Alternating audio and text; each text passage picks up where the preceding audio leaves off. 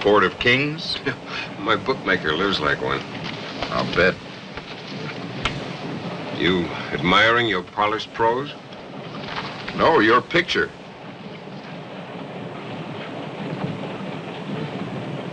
Charlene Reston's much prettier. You know, this will be the 27th case of yours I've covered. Maybe you're my good luck charm.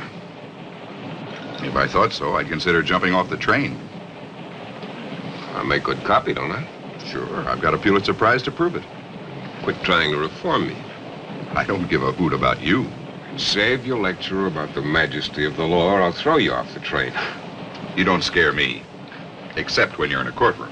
Springfield in 5 minutes, sir. Oh, very well. Agreed. Forget the change. Thank you very much, Mr. Blane.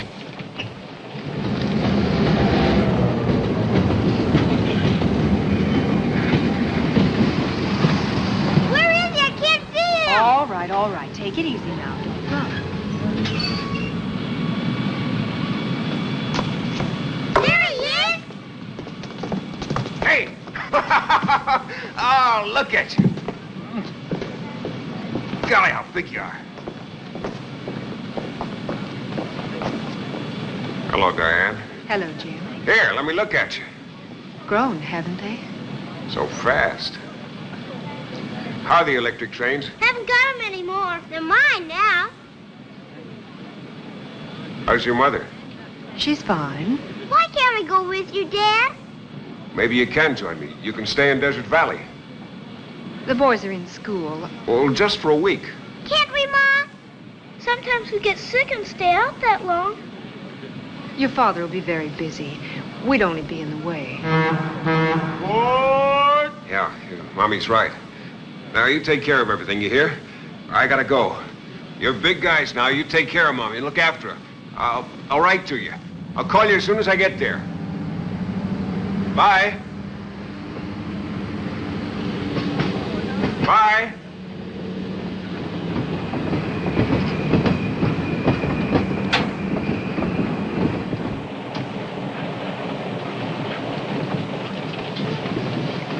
Nice family. It wasn't for publication. I'm just making mental notes on a book I'll probably never write. Didn't even bring anything for the kids. Forgot.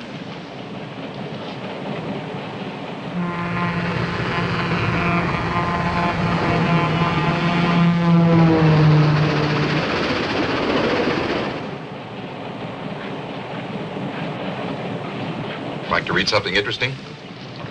Who's it from? Convict number 673066, namely Benson Powell. What's the point? The point? A miscarriage of justice. I think he's innocent. One, please. Read the letter, please. Oh, one case at a time. You're the only one who could get a new trial for Powell.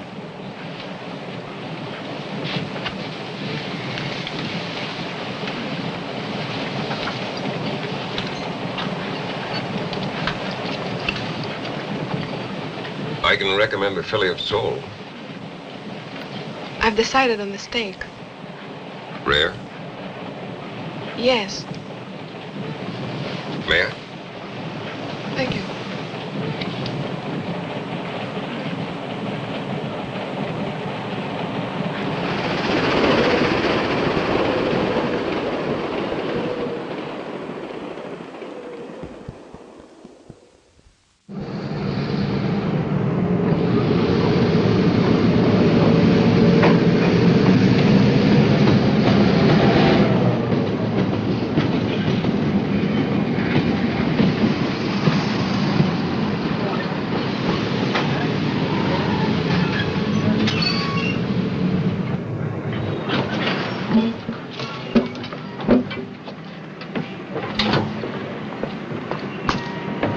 Friendly natives.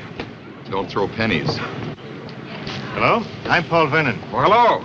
Ralph Adams, New York Bulletin. How do you do? Hello. Pleasant trip? Unusually. Nice welcoming committee. All prospective jurors. Well, at least the weather's warm. I'll see you later at the hotel. All right. The car's over this way. Well, fine. Thank you very much. You want to follow us with those two?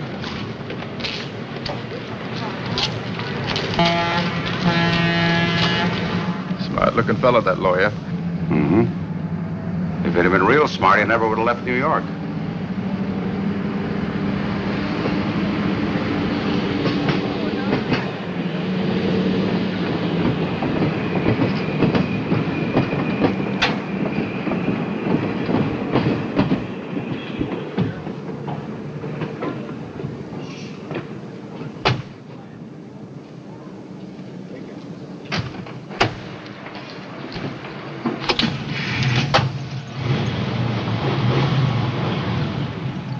Want me to drive?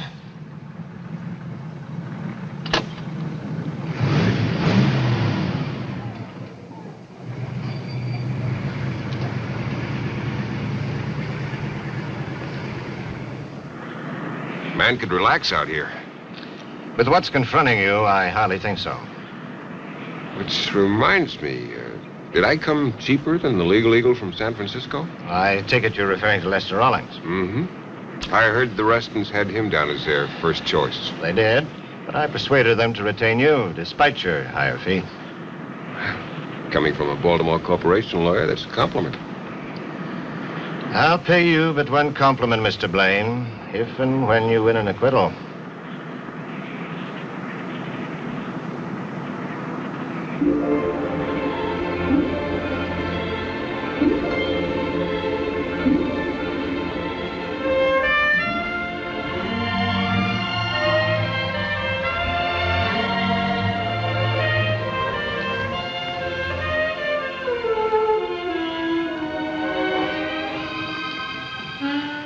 Mrs. Reston? Mr. Blane. How do you do? How's the water? Find out for yourself.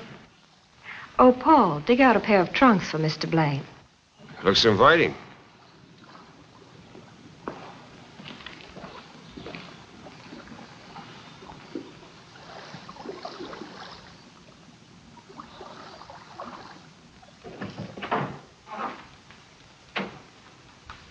Mr. Blane? Mr. Reston, how are you?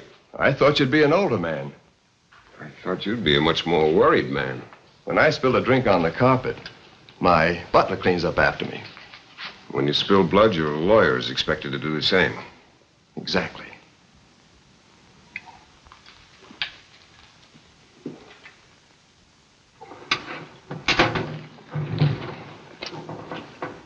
Did Larry Bell assault you?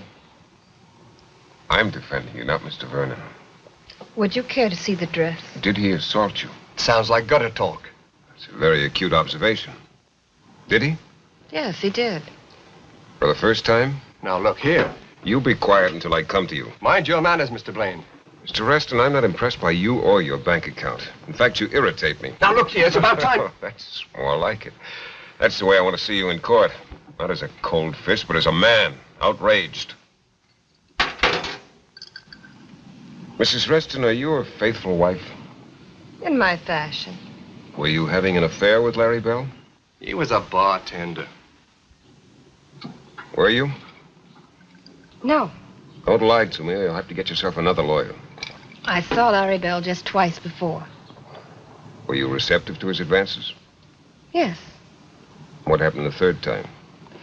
I was bored with him. And you resisted him? I ignored him. To tease him? You sound like a prosecutor. Another acute observation. You're cleverer than I imagined. Did you want Bell to attack you? You mean subconsciously? No, consciously. That's absurd, isn't it? Is it? I don't know. I have to think about it. Mrs. Reston, as you move about from resort to resort, what else do you think about? It's so right, Mr. Blane.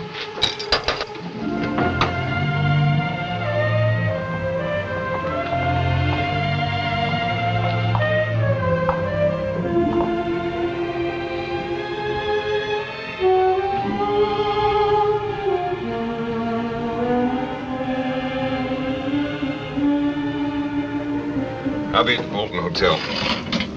We've arranged for you to stay here. Oh, Mr. Blane doesn't approve of us. No sense adding to the prejudice of the jurors. I don't want them to think I belong to Desert Valley. A good point.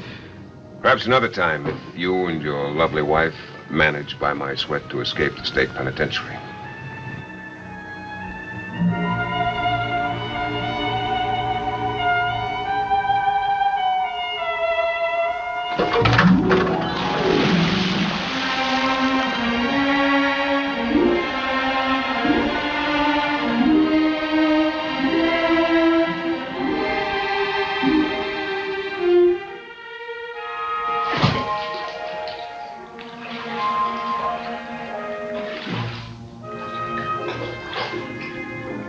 I'll be seeing you, Mr. Blane.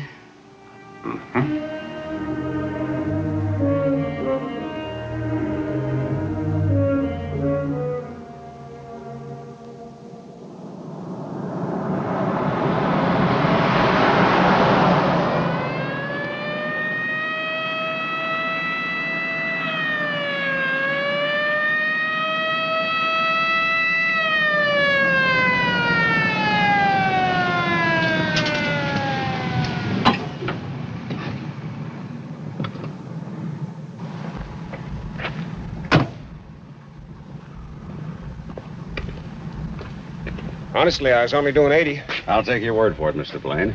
I'm Nick Hoke, sheriff of Bolton County. Hello. You want to follow me? Where to? Traffic court?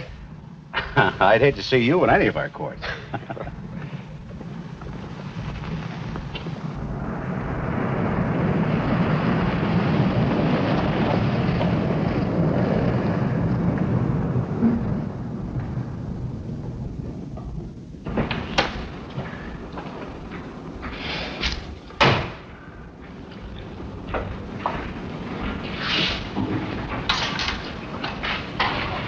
Thanks. Where are we going? God's country.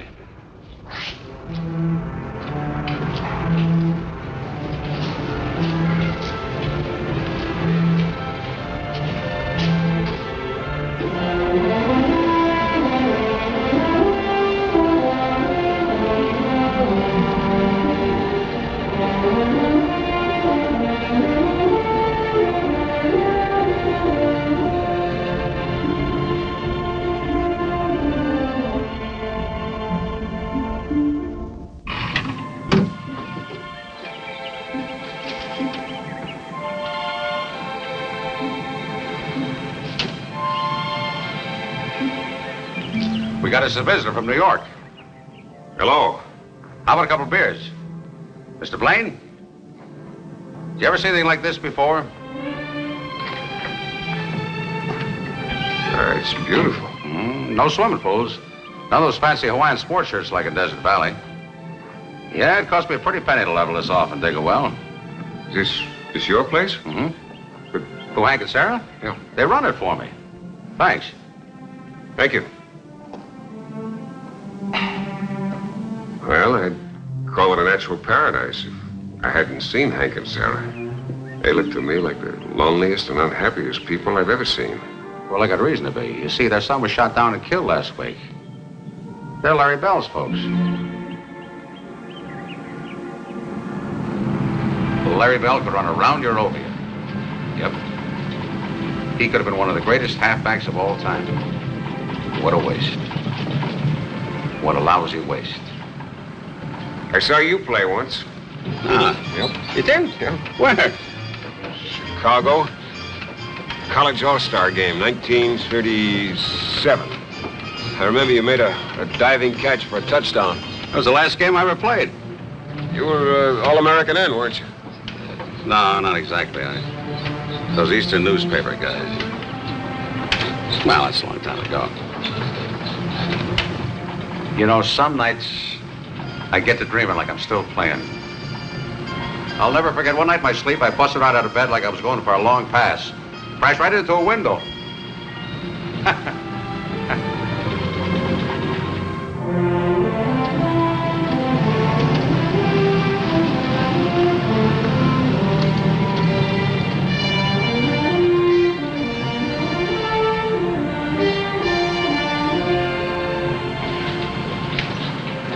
plays out here.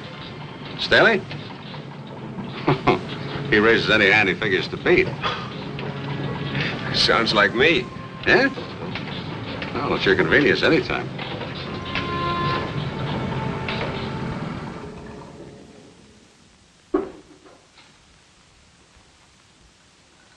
It's swanky, all right. Mm-hmm. The governor stays here when he's in town. Never in Desert Valley? Not if he wants to stay governor. Does the governor take orders from you? He takes my advice. I gotta run now. See you boys around. Yeah, thanks. Al? Okay. Jim? Billy Giles. Billy, where are you? Vegas. Are you knocking them dead? Dead? That's the word for it. The slot machines get more laughs than I do. When am I going to see you? Well, drive over when you can. It's only 150 miles. The highway runs right past all the crap tables. Billy, can I have some more? Thank you. By the way, Jim, they're betting 6-1 against you. You get 10 grand down for me. Now, seriously, Jim, I hated to see you take this one. Make that 15 grand, Billy. That should remind me of a story, but it doesn't. Okay, Jim, if you feel lonesome, give me a buzz. All right, so long, Billy. How's he doing? He just didn't have it anymore. What a shame. How can he make an audience laugh? They look at him and remember how he emptied a revolver into his wife and her lover. That was 10 years ago, and he was acquitted. Yeah, quite a feat, too. I don't think you convinced anybody but the jury. Well, when it comes to picking jurors... I know. But this time you'll be forced to pick from Sheriff Hoke's private pork barrel. Don't print this, but Mr. Hoke is the answer to my prayers. Hoke? Don't tell me he's your gimmick in winning this case. He is my only hope. When I get him on the witness stand, I'll cut him down to size, strip him of his convictions. When I finish with him, they'll arrest him for indecent exposure.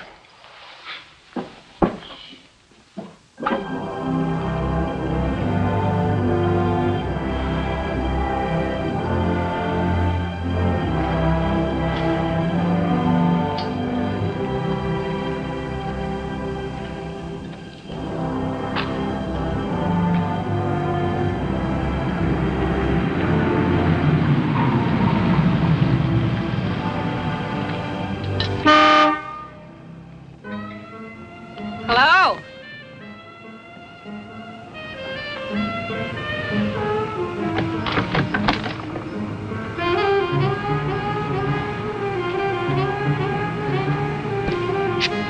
Hello. This makes the second time today I've been picked up. I called the hotel. What's on your mind? You. I hear you separated from your wife. How does that concern you? You interest me. That's the reason my wife left me. I interest other women. Can you forget for a while that I'm your client? Whatever you say won't be held against you.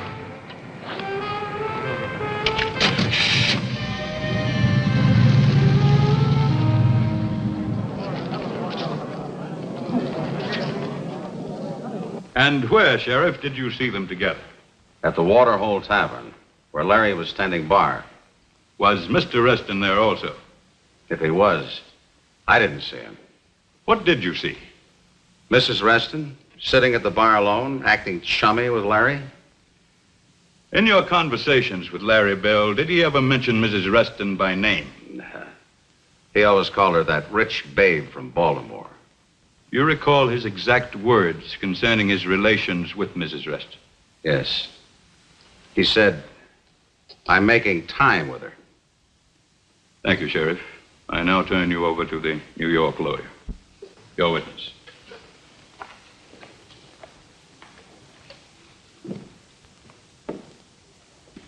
Your Honor, during the past week in this court, the prosecution has persisted in referring to me as the New York lawyer. It appears there's another defendant in the case, and the charge is that he is from New York City. To that count, I plead guilty as charged.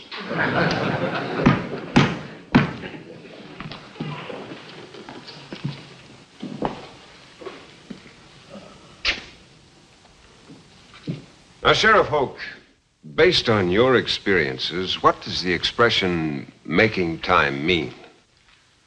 Well, it means that Larry Bell was having relations with Mrs. Reston. Had you always found Larry Bell to be truthful? Yes, I have. You were like father and son. We were very close.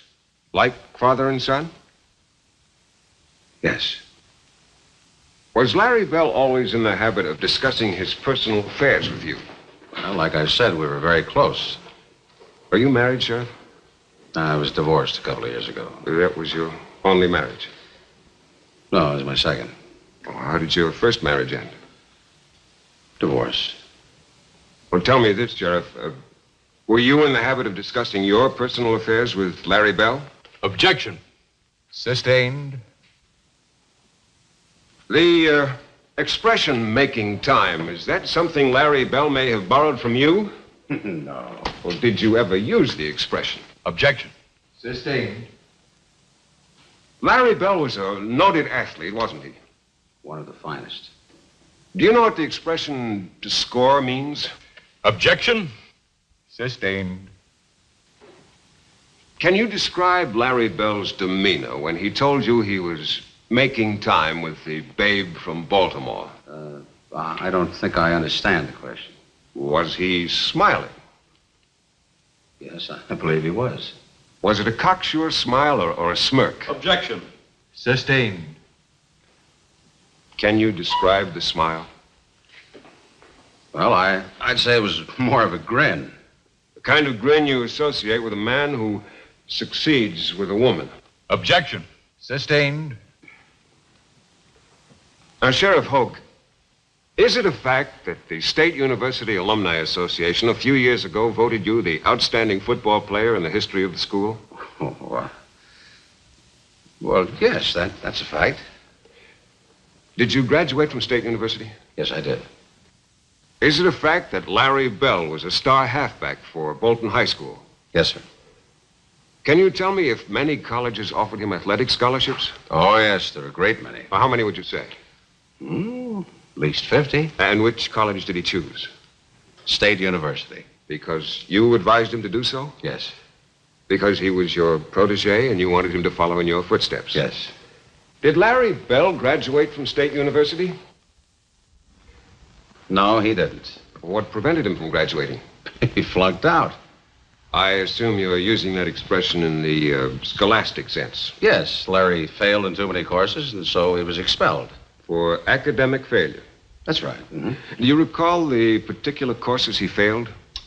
Well, as a matter of fact, I do, yes. It was European history, English literature, and sociology. Isn't it a fact that Larry Bell was being tutored in those very courses by an instructor who was on the payroll of the State University Athletic Department? Yes, but that's common practice. Has State University de-emphasized football? No, we haven't. Then a victory on the gridiron is as important today as it was in your time, is it not? Probably so. Wasn't Larry Bell a sophomore sensation for State University? By that I mean, wasn't he more than any other man on the team responsible for a highly successful football season? Probably. Sheriff, did you make any attempt to keep the university authorities from expelling Larry Bell? Yes, I did. Did you make a special trip to the campus? I did. And yet you failed. Why? Well, like I told you, Larry failed in 3 subjects. He just couldn't knuckle down to studying. Do you recall an incident occurring at State University in the same month of that year? An incident? Well, perhaps I used the wrong word. I'm referring to a collegiate prank commonly known as a panty raid. Well, that was happening in lots of colleges, all over the country. But it did happen at State University. Yes, it did. On April 12, 1955? Well, I'd have to take your word for that. Did Larry Bell ever mention anything about it to you? No, he didn't. Knowing Larry Bell, do you think he participated in this so-called prank? I don't know. You don't know Larry Bell? I don't know whether he had anything to do with it. Is the term panty raid perfectly clear to you? Certainly. The boys raided some sororities and girl dormitories and made off with some feminine undergarments. Where were those garments? Oh, in dresser drawers or on the clotheslines, I guess. Are you on the mailing list of the State University Tiger, the student newspaper? I am. Do you recall an item in the issue of April 15th, 1955, in the gossip column Campus Capers? I only read the sports pages. Then you must have missed the following item. The Ivy Line has it from eyewitnesses that one not-so-sophomorish sophomore pilfered his trophy from a very petite and perturbed frosh co-ed. No, I never read that item. Do you recall the date Larry Bell was expelled from State University? April 1955. April 18? I believe so. Is it a fact, Sheriff Hoke, that the final examinations for the spring semester are held during the last week of the month of May? It is. Then Larry Bell was expelled at least 5 weeks prior to those examinations, was he not? Something like that. Sheriff, isn't it possible that you were innocently misled into believing that Larry Bell was expelled from State University merely because of academic failure? Thank you, Sheriff.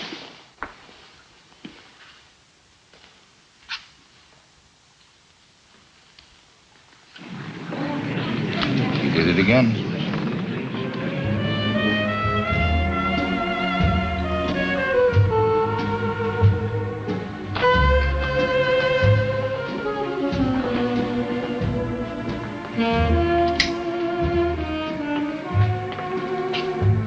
Thank you. May I ask what the money is for? Just a small advance on my fee. You sounded most urgent over the telephone. Can't tell you any more. It might incriminate me. Good night.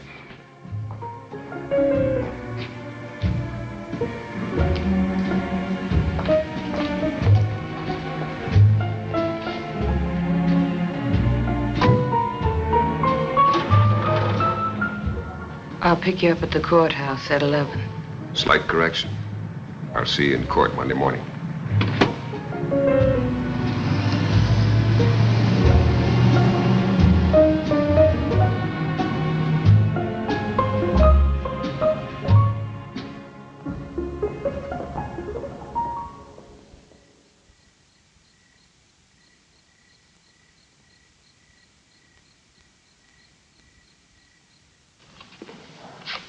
Off the top. True to the dealer. Opener bets 50. Beats me. No.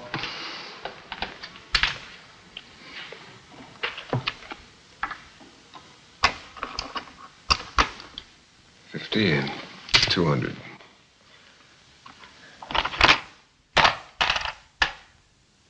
See the 250? Raise it 500. Too much for me. You do too. I'll call. 3 deuces full. Straight's no good. Too bad. Nice hand.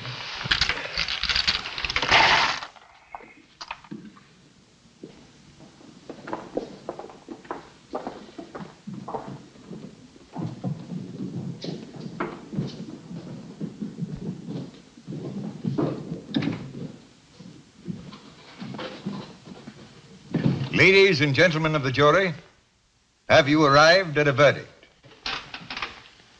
We have, Your Honor. How find you?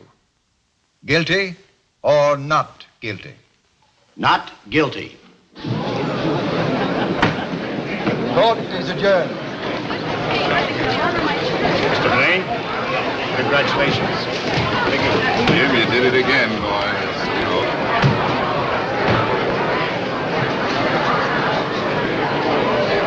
Thanks, Roland.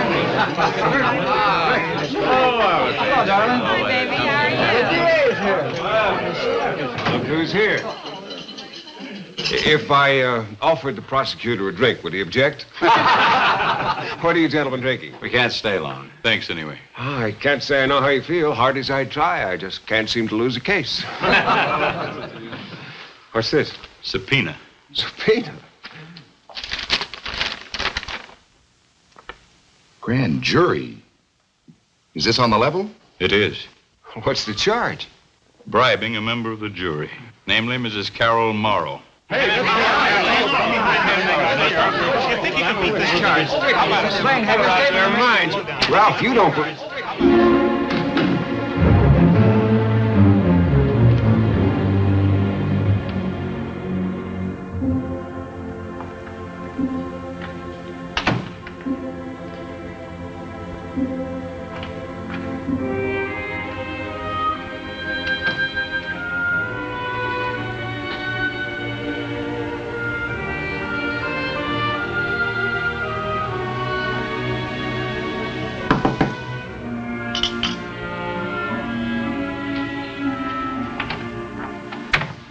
Hello, Billy. Diane, come in. Gee, but I'm sure glad to see you. Where's Jim? I don't know. I was in the bedroom calling down for some breakfast, then I came in here and Jim's gone. How about some coffee? Thank you. I came in from Vegas last night as soon as I heard about the grand jury indicting Jim. What's the story, Billy? Simple, hair-raising. Jim was taken for $5,000 in a poker game out in some desert shack. Then a dame turned up with the money. A dame on the jury, Carol Morrow. And she's saying that Jim gave her the money as a bribe. How are the boys? Is Timmy taller than me yet? They didn't feel so big yesterday.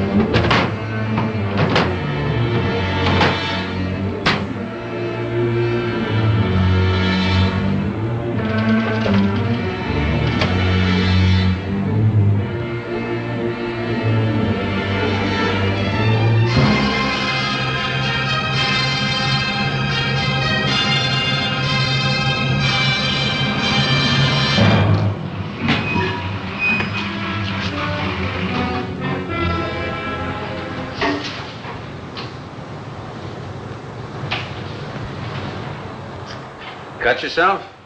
I admit it. Would you arrest me for attempted suicide? You could tell me in for stealing your Jeep. No, it's yours anytime you want it. You know where I've been, don't you? Staley's shack, I guess. Should I have found him at home? There's no telling about Staley. No poker table, no chips. Oh? You sure you found the right shack? My only mistake was going there in the first place. Now, where will I find Staley? He comes and goes. And where does he go to? You know something? I never got around to asking him. Have a drink? No, thanks. You won't help me then? Yeah, I'll do all I can. What about the other players? Who were they? Well, the introductions weren't exactly formal, but you mean to tell me you don't know the crowd that plays poker with Staley? I'll try to round some of them up as soon as I can. Sheriff, are you out to get me? I wish you wouldn't think that. Well, I hit you pretty hard in the courtroom. You never raised your voice once. Is Mrs. Morrow a friend of yours? Every voter's a friend of mine. Even if a voter commits perjury? You know something, Mr. Blane? I'd like to believe you, but it's not easy considering the evidence.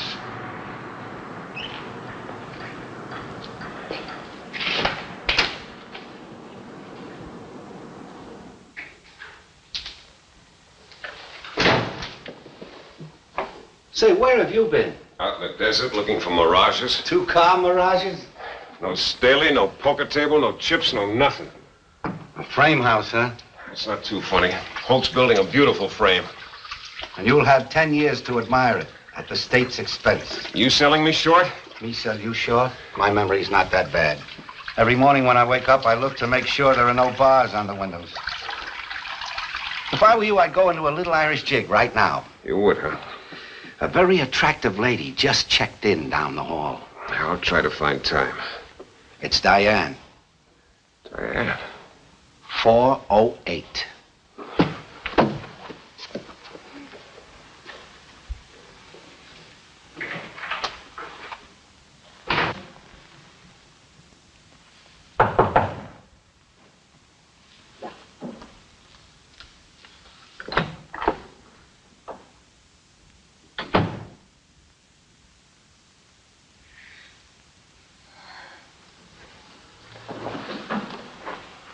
Why didn't you let me know? I was waiting for your call.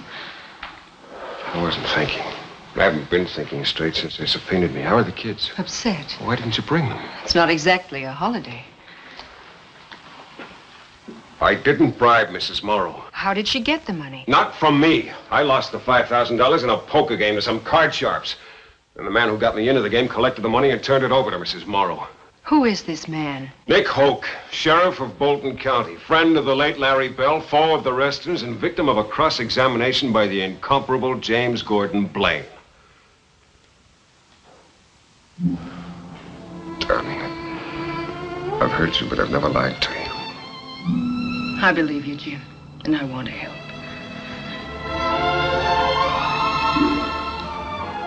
I'll move Billy out of my sight. No, Jim, no.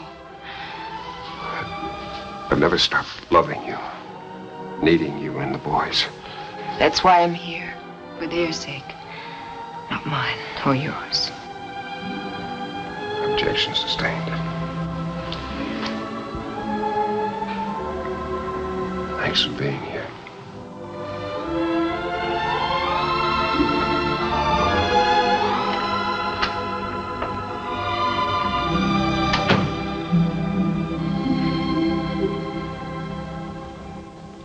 Well, you tell him he better get in line, or come next November, he'll be running for the Woods instead of for the state senate. Right. Mm-hmm. I'll talk to you later. Hey, what do you think you're doing? I ain't doing nothing. Never mind, just put it down. Mr. Blane is here. All right. Look scared.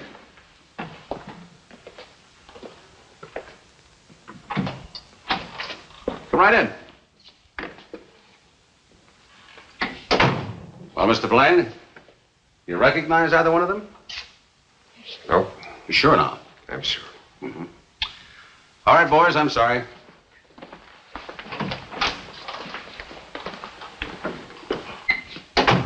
Welcome to Bolton, Mrs. Blane. Thank you. You too, Mr. Giles. Nice town you got here. The last time I came through, it was so quiet you could hear the pinball machines. That's pretty funny. Say, I'll keep looking around. One of those poker players ought to turn up. Thanks.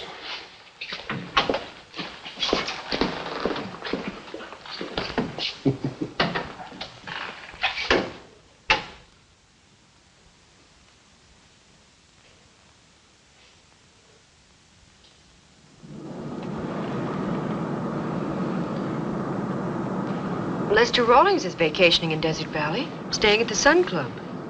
Why the social note? Merely remembering a maxim about your profession. A lawyer who defends himself has a fool for a client. That should be good for a laugh somewhere. Forget it. I'm the exception to the rule. Let's face it, Jim. You too can be a fool. I'm defending myself. Correction. You're also defending Timmy and Johnny.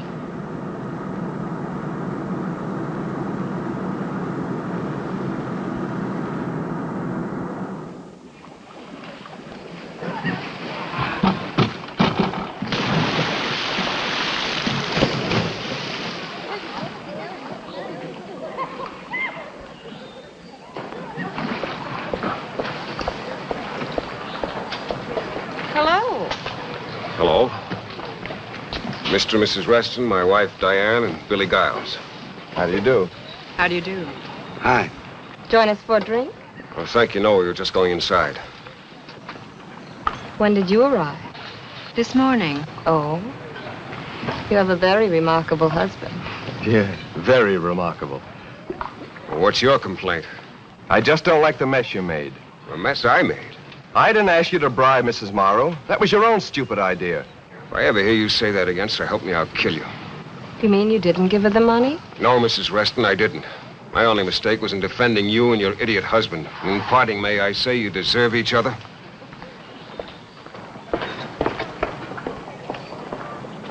So the piano player said, well, hum a few bars and I'll fake it. That's rather amusing, don't you think? Uh-oh. Business calls. Pardon me, girls. See you later. Jim Blane. I'm Lester Rawlings. We met a few years ago at Toots Shore's restaurant, I believe. Of course. My wife, Diane, and Billy Giles. Hello. Would you permit me to buy you all a drink? Well, thanks, I Barb. could use one, thank you. Well, good, good.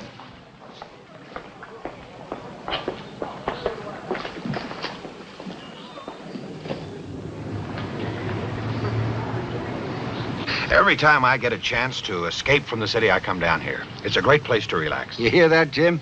You're supposed to relax. It's a local law. I hear I took the Reston case away from you. It was more of a hot potato than a case, wasn't it? I wish I'd have said that. What's your opinion?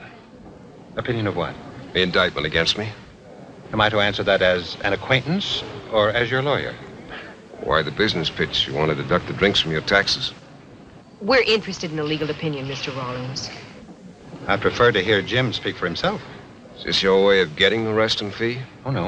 I'm not asking for a cent. What's in it for you, then? Trying to prove you're a better lawyer than I am? Well, for your sake, I hope I am.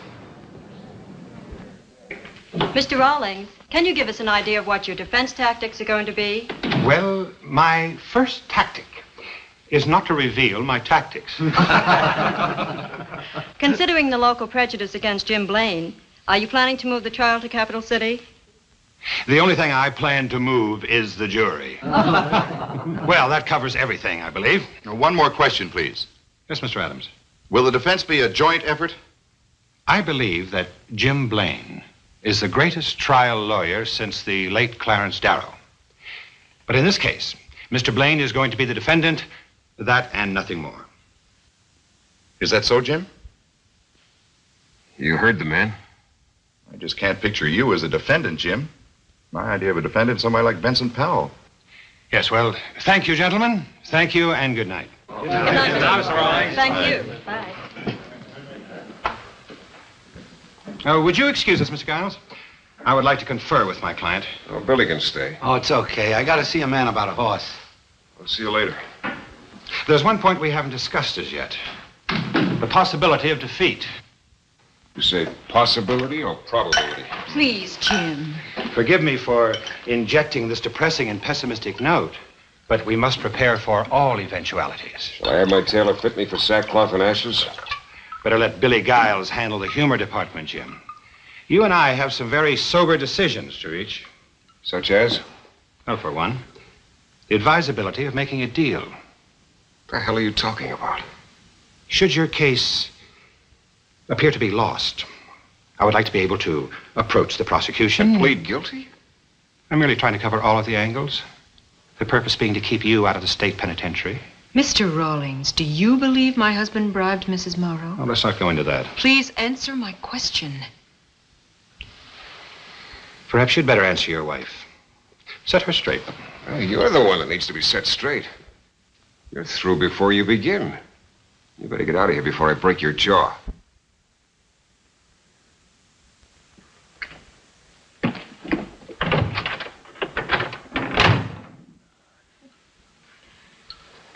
You want a drink? No, thank you. I'm going to bed. Oh, look, was I out of line? No. You referred to me as your husband. Did I? Please stay. I need you. You're still legally man and wife. Did that stop you with Charlene Reston?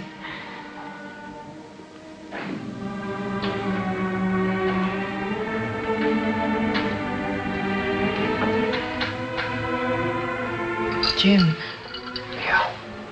Easy on the bottle, please. Your defense is in your own hands now.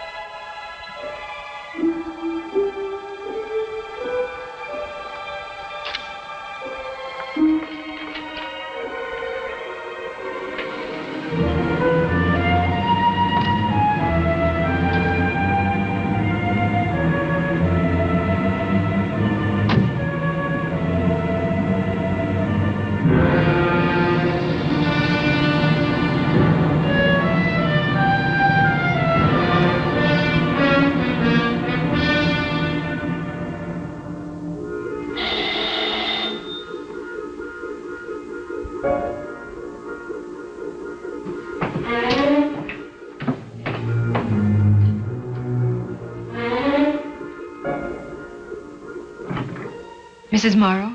Yes, what is it? I'd like to speak to you. I'm Mrs. Blane. May I come in? Go away. Go away. Please, please, I must Leave me alone. Leave me alone.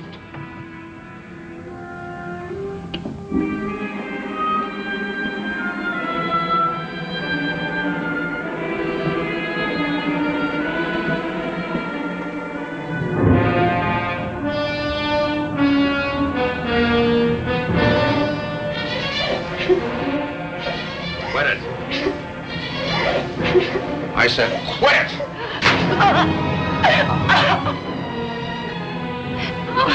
Oh, please, Nick, don't make me go through with it. There's no other way. I'm frightened. I'm frightened. I keep telling you. It's all worked out. What'll happen to me when he gets me on the stand? Oh, please, Nick. That's why we're in this, because of what Blane did to me in the stand. Get this through your head. It's not that New York lawyer you have to be afraid of. It's me.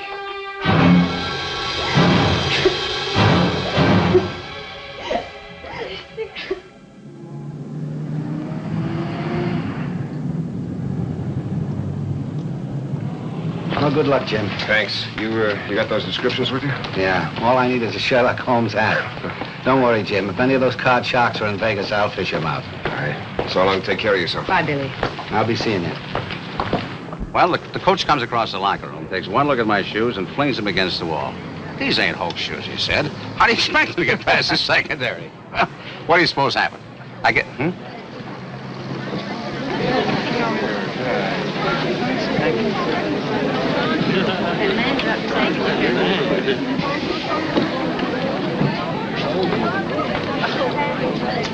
All right. Break it up. Come on, move. Pronto.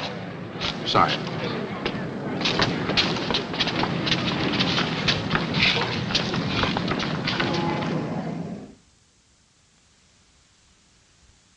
And this $5,000 introduced into evidence is what Mr. Blane gave you.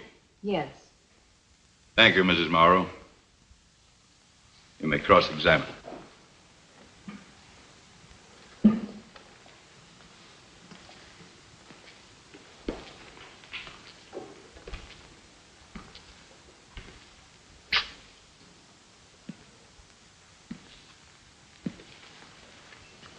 Mrs. Morrow, how long have you been a widow? 6 years. Now, you said that on the night in question, I forced you to stop your car on a dark highway. You said that I got into your car and gave you $5,000 to make certain you would vote to acquit my clients. Is that your testimony? Yes, it is. Now, inasmuch as I seem to be a victim of amnesia, would it be possible for you to tell me in detail what was said and by whom, as well as you can recall? I'll try. Thank you. Now, who spoke first? You did. You said, good evening, Mrs. Morrow. I hope I didn't alarm you. And then what was said? Well, I said nothing. You got in the car, sat down, and offered me a cigarette. Do you recall the brand? No, I don't. Well, then who spoke? Well, you did. You said, You're a widow, aren't you? And I said, yes, I am. And then you said, your husband was a war hero, I understand. And what did you say? I didn't say anything. I choked up. And what did I say? You said nothing. You took out an envelope and handed it to me. Then you said, put this in your purse. And did you put it in your purse? No, I didn't. I said, what is it? And how did I answer you? Some insurance I'm buying, that's what you said. And what did you say to that sales pitch? I don't know. I said something silly like, I don't sell insurance.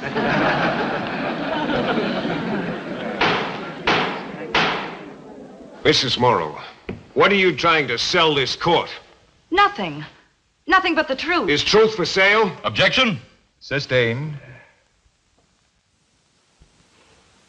Mrs. Morrow, have you ever run afoul of the law? No. Have you ever had any difficulty with your taxes? No. Have you ever been involved in a lawsuit? No. Have you ever committed any traffic violations? No. You're a law-abiding citizen. I do the best I can. Are you in debt? No. Are you addicted to drugs? No. To drinking? No. To gambling? No. Are you being blackmailed by anybody? No. Are you pressed for money? No. You own a beauty parlor? Yes. You're the sole owner? Yes. Your business is profitable? Yes. Now, Mrs. Morrow, you have described yourself as a decent, law-abiding citizen. You own your own business. You're a woman of property and propriety. Do you want the court and this jury to believe that a person of your character and your standing in the community would accept a bribe of $5,000 from anyone, let alone a New York lawyer? Please answer my question. I didn't know what I was doing. You didn't know what you were doing. I didn't know what to do. Did you ask anyone what you should do? No, I was afraid to. Well, who were you afraid of? Me? Yes. Did I threaten you with physical violence? No. Did I threaten you at all? No. Are you afraid right this minute? Yes. Of me? Yes. Because I might show the court that you're perjuring yourself? I'm telling the truth. So help you God? Yes. Does the tone of my voice disturb you? Yes. Do you dislike me? Yes. Do you hate me? Yes. Because I'm a New York lawyer? Yes. Because I defended the Restons? Yes. You wanted to send the Restons to prison, didn't you? Yes. You want to see me go to prison, don't you? Yes. You're lying now because you hate me, isn't that so? I'm not lying. You do hate me, don't you? Yes, I hate you. And your hate for me is so strong that you'd do anything to destroy me. Yes, yes. Yes, I hate you. Every time I think of your dirty, filthy money, every time I feel the pangs of my conscience, I want to see you suffer as much as I've suffered since you've done this thing to me.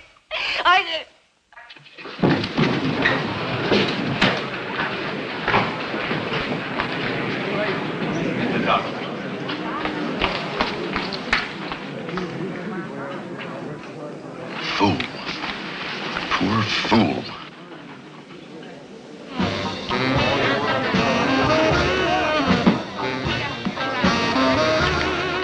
I had better luck at Staley's shack. Didn't I bump into you there some time ago? What did you say? Staley's place in Desert Valley. Never worked there.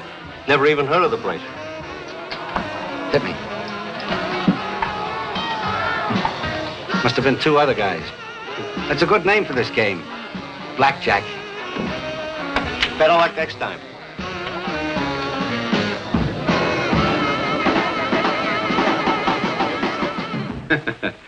You were so great, you had me believing you. Nick, I'm worried. Come over to the house, please. Don't wait up for me. Nick, please.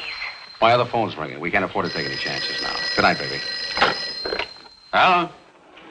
Nick, Cal Morris. Where are you calling from? Vegas.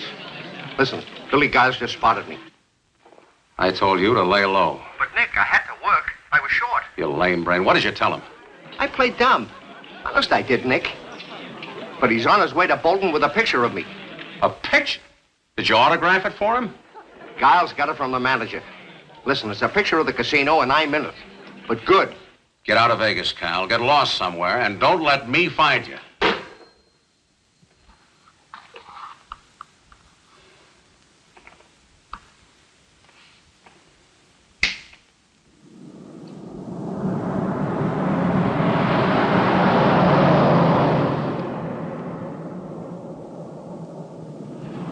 Could sell me the Thousand Islands whenever he talks to me.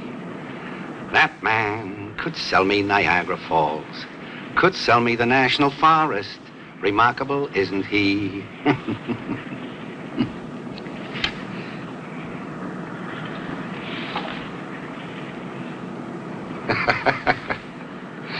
Billy Giles, boy detective.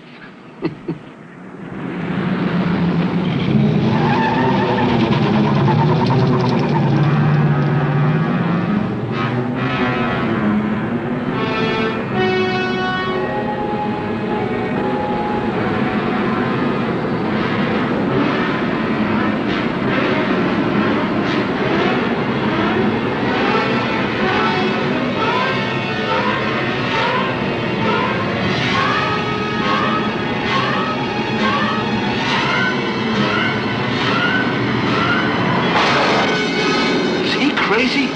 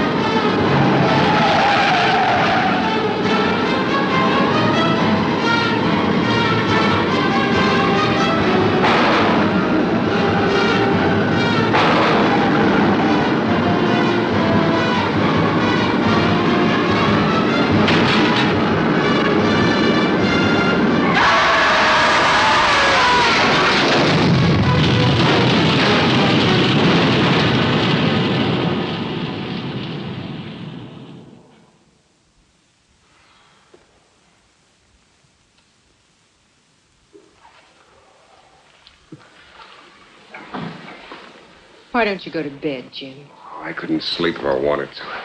Cross-examining Mrs. Morrow all night. You're not thinking of putting her on the stand again? Well, that's not where I'd like to see her. Don't throw anything at me, Jim, but she was convincing. May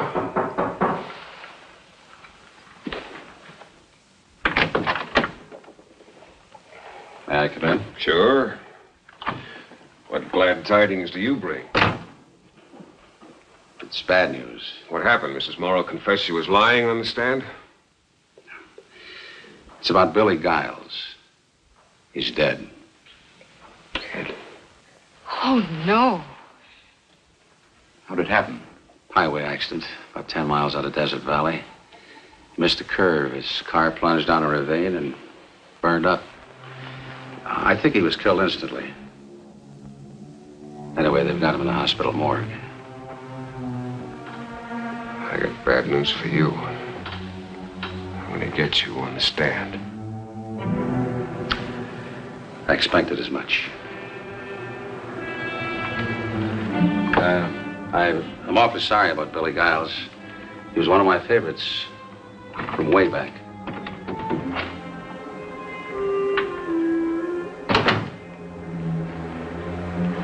Would you like to go to the hospital with me, Jim? Oh, thanks. We'll go over later.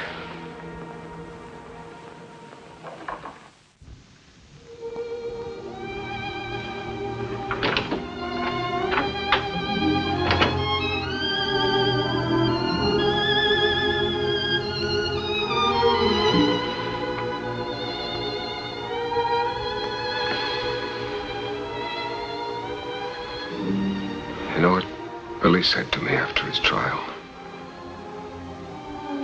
I guess I never told you this. He said, "Where do I go now, Jim?" I said, "Anywhere you please, you're a free man." He said, "Am I? Doesn't God know what you and I know?" I tried to tell him how important laughter was and how much of it he had to give. I said, "How do I open my act now?" Funny thing happened to me on the way to the electric chair.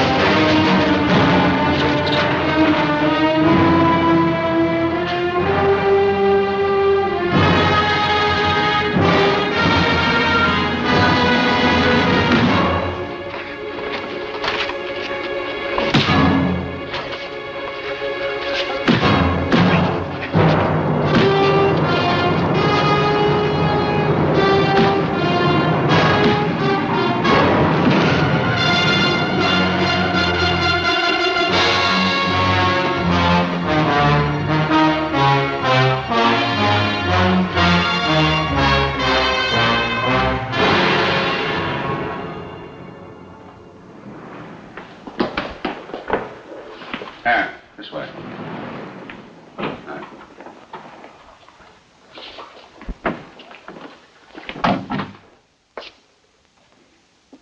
Well, how you feeling today? All right. Good. Recognize them? No. Come here. Stick out your hands.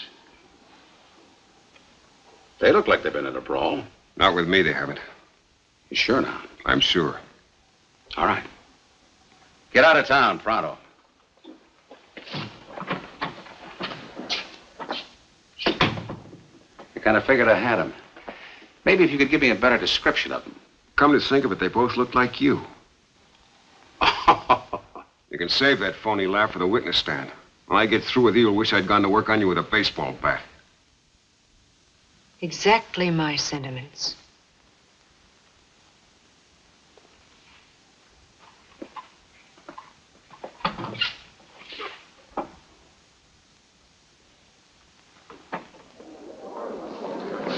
Pardon me, please. Excuse me.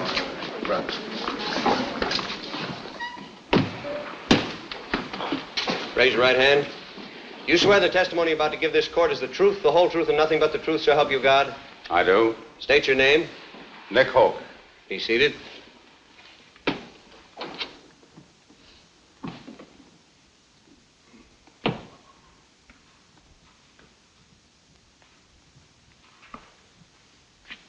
Sheriff Hoke, do you recall the verdict in the Reston case?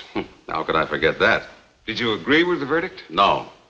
Was the verdict a disappointment to you? Yes. A bitter disappointment? Yes. One of the most bitter disappointments in your life? Yes. You resented the Restons, didn't you? Yes, I did. Because they were rich society people from Desert Valley? Because they murdered Larry Bell. You believe this with all your heart? I do. You believe that in their case justice was thwarted? Yes, I do. Do you realize that you lost the case for the state? No, I don't. Other people realize it, don't they? I wouldn't know about that. Well, didn't Mr. Mitchell, the prosecutor, tell newspaper men that it was my cross-examination of you that defeated him? I don't know what he told them. It was in all the newspapers. Don't you read the papers? I don't believe everything I read. What do you believe? That you're a sharp lawyer.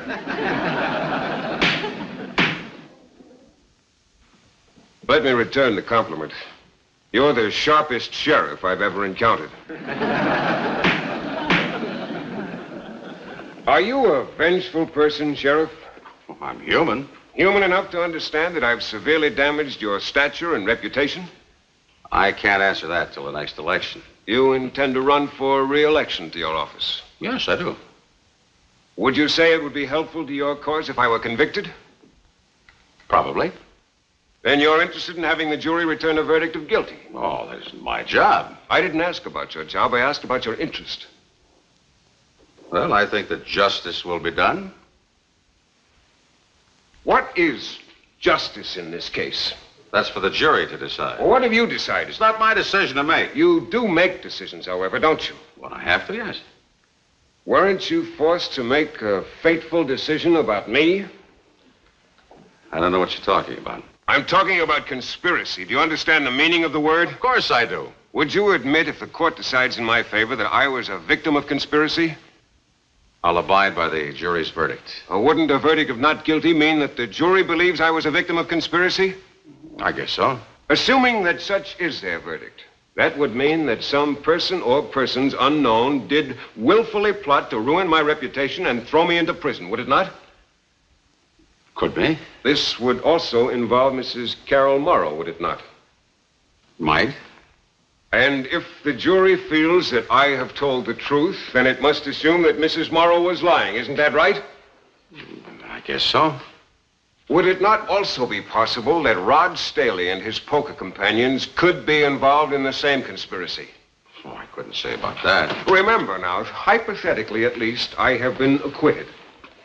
Then if I did lose the money in a poker game and the same money turned up in Mrs. Morrow's possession, does it not stand to reason that someone other than I gave the money to Mrs. Morrow? I don't follow you. Shall I repeat the question for you? If it's important enough for you. Isn't your name and reputation important to you? I'm not on trial Will here. you admit that I am? Yes. Will you also admit this, that it was you who told me about the poker games at Staley's house? Yes. And wasn't it you who specifically invited me to participate in a poker game at Staley's house on the night of February 24? Yes. And didn't you tell me I could use your Jeep to get to Staley's house? Yes. Why were you doing these things? Well, I was just trying to oblige you. Why would you want to oblige me? Well, I try to oblige all of my friends. Do you mean to tell this court that you regarded me as your friend? Well, yes. Now, Mr. Hoke, how could I ever be your friend? I'm a New York lawyer. The last time I had you on the stand, I made a fool of you. I've got you on the stand this moment trying to make a liar, a perjurer, and a conspirator out of you. And you persist in regarding me as a friend. Can you tell the court any incident, moment, time, or place, when or where I showed any sign of friendship for you? Your Honor, may I remind Mr. Blane that he is conducting a direct examination and that he is attempting to impeach his own witness. That's all right. I'll answer the question. Objection withdrawn. Well, it was the first day we met. We were driving across the desert in my Jeep and talking about Larry Bell and football, and you said something that kind of surprised me. You mentioned that you'd seen me play once, and you even remembered the game and the date and the pass that I caught to make a touchdown. And you remember that I was an All-American, but something that I missed out on. But the way you said it made me feel good. Made me feel real friendly toward you. Well, I know I felt that way because after that I told you something real personal, something that I'd never tell anybody who wasn't a friend.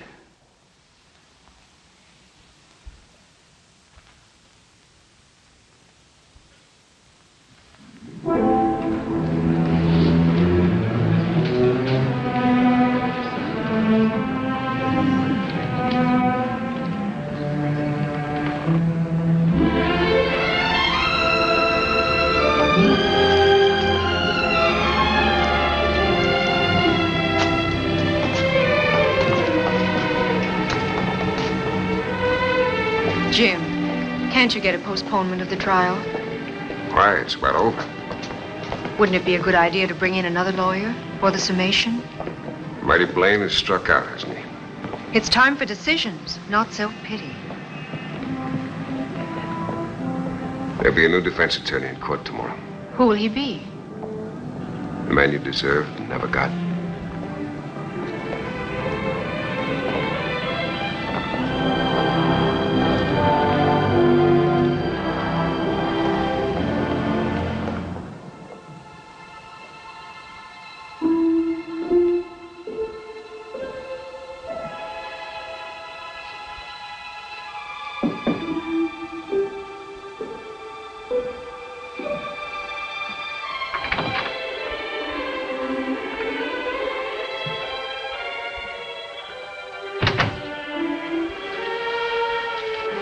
Sleep? No. I can't even sit still. You need a drink. No, thanks. Sun will be coming up soon.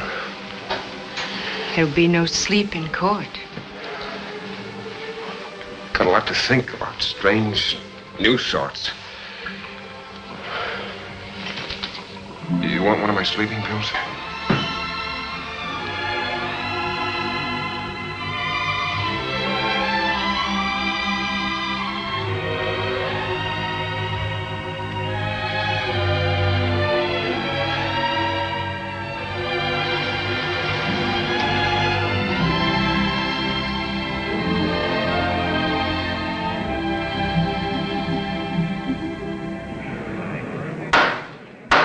Everybody rise.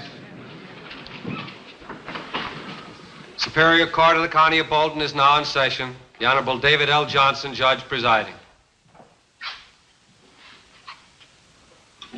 Be seated.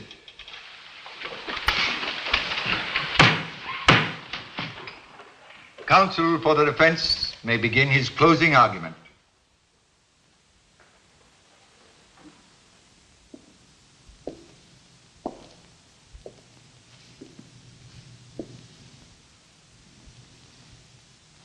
Gentlemen of the jury,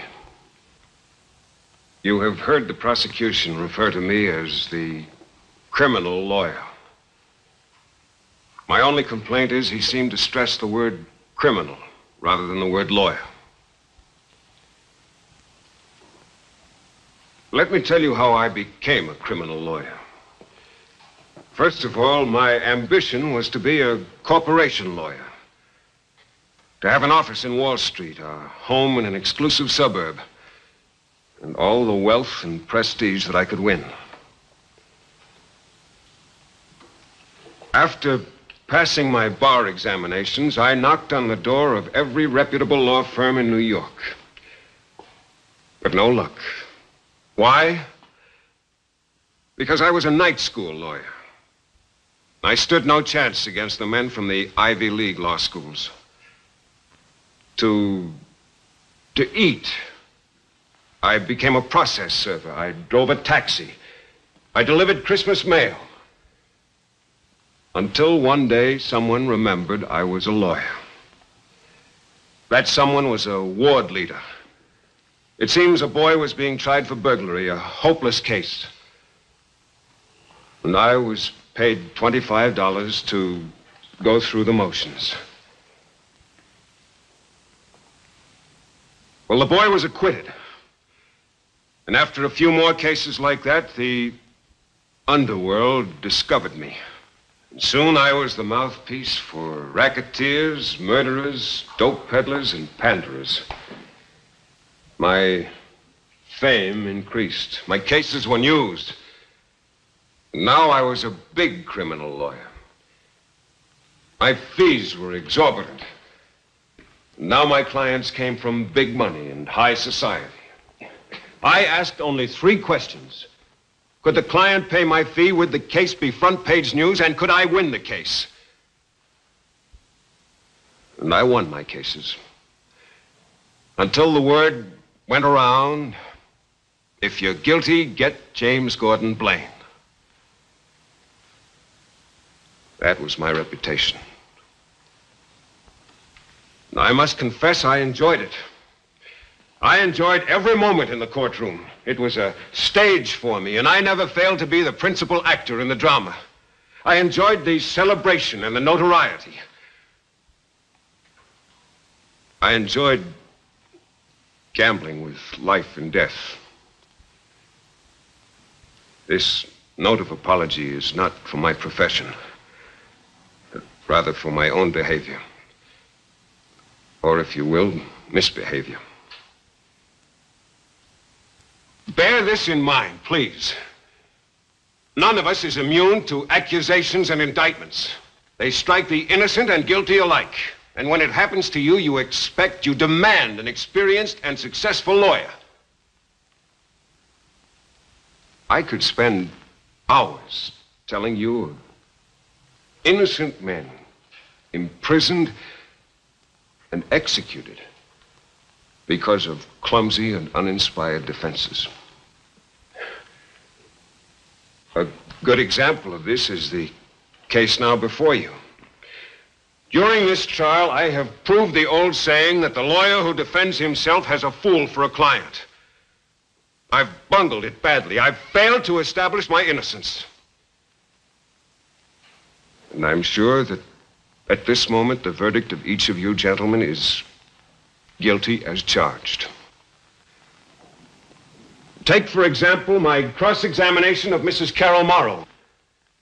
With Mrs. Morrow, I lost my sense of detachment, and I lost my head. I hurled questions wildly, hostilely, for I knew that truth was on my side. Well, you know what happened. When I sprung the trap for Mrs. Morrow, it wasn't she who fell into it. It was I. And as she lay there in a dead faint, I stood here not like a great criminal lawyer, but rather like the village idiot. Or take my direct examination of Sheriff Hoke. This time I vowed I wouldn't be trapped by a big lie, and I wasn't. Instead, I was destroyed by the truth. Yes, the truth.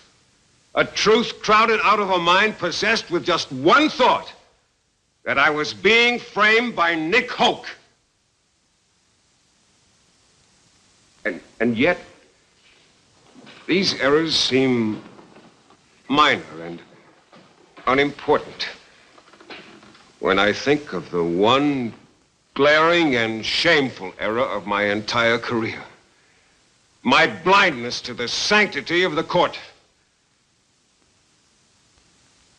Collier's magazine, in referring to the Reston trial, called it the case of the tattered dress. I think this case now before you might be called the second case of the tattered dress. The tattered dress of justice. I readily confessed to my part in that assault. But I contend that justice has been attacked on a far greater scale. By mob passion, by provincialism, by prejudice, and by conspiracy. In our courts, we aspire to justice. Because we are men and not gods, we don't always achieve it. But remember this, there is no other system for the governing of men. No other except violence. Beyond the walls of this court lies the city. And within the city, as in all cities, there are alleys. In the jungle dark of one of those alleys a few nights ago, I was attacked. Think of the alley, please, and think hard. Think of what happened there in the darkness. It was a trial. I, the accused, was confronted by two men masked in darkness, cloaked in the stolen majesty of this court, and smeared with the blood of outraged justice. These nameless men arrested me. They accused me, they indicted me, they judged me, they sentenced me, and they were executing me. An execution halted only by the sound of running feet. The sound of men from the 20th century running from the quiet lamplit street just outside that alley of darkness. Because of them, I escaped with my life. But keep this in mind. I was not alone. In every act of violence, justice is also a victim. Gentlemen of the jury, for the sake of justice, make your choice well. Shall it be the court, or shall it be the alley?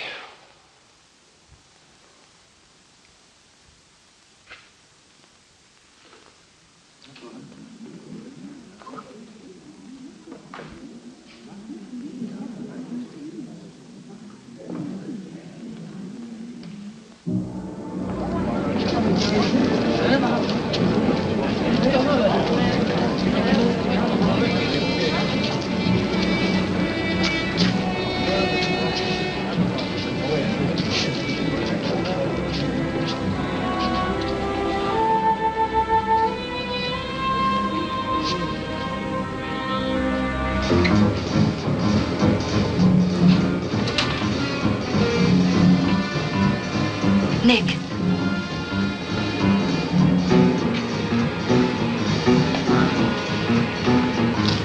This is pretty stupid, isn't it? Nick, I'm worried. I'm worried sick. You look it. Why is the jury out so long? It's one way to get a free meal. Nick, come over to the house, please. Look, baby, from here on out, you'll be lucky if I tip my hat to you on the street. Nick, you're joking. You're joking. Some joke. Like I caught a long pass. Nobody between me and the goal line, and I tripped and fell on my face. Nick, we'll go away someplace. Any place you say. The only one that leaves this town is that New York lawyer. Either in handcuffs or in a pine box. Nick.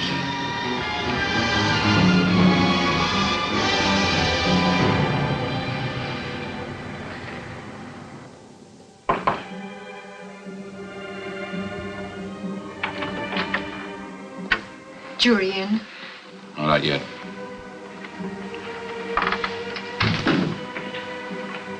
Hi. You know what the boys think about your performance? It was no performance. I have to level with you. I'm not sold it was all for real. And it's not just me. You haven't sold the other newspaper men or the public. You're even saying that the way you tripped yourself up with Mrs. Morrow and Hoke, well, it was all part of the act. Act? If it was an act, may God strike me dead. Sorry, Jim, that's the way it is.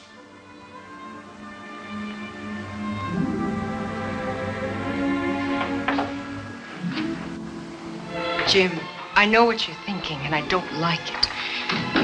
Darling, if we have to, we'll live this down. Last night I thought I was home again. Now I know I can't go home. Not just yet.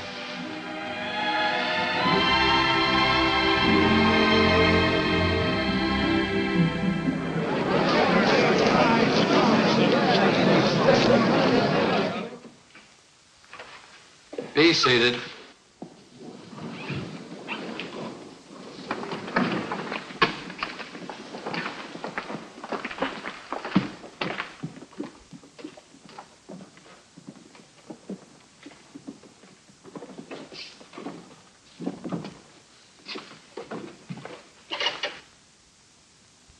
Gentlemen of the jury, have you arrived at a verdict?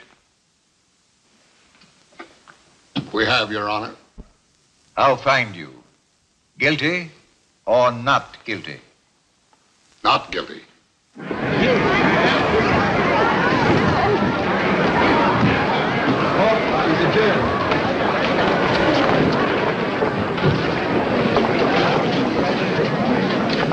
Mr. Blane, congratulations. Thank you. Any comment, Sheriff? Comment? Yeah, sure. When you hear the gun, it'll be the end of the game.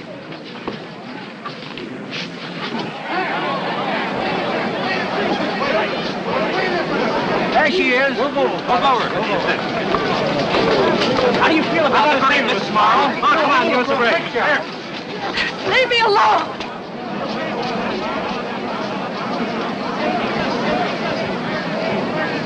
Here comes Blane. How about a statement, Jim? Save it for the hotel. Are you going to press charges against Hoke and Mrs. Morrow? Later. Ask me at the hotel. Hold it, Blane. This way, Mr. Blane. Can we have one more?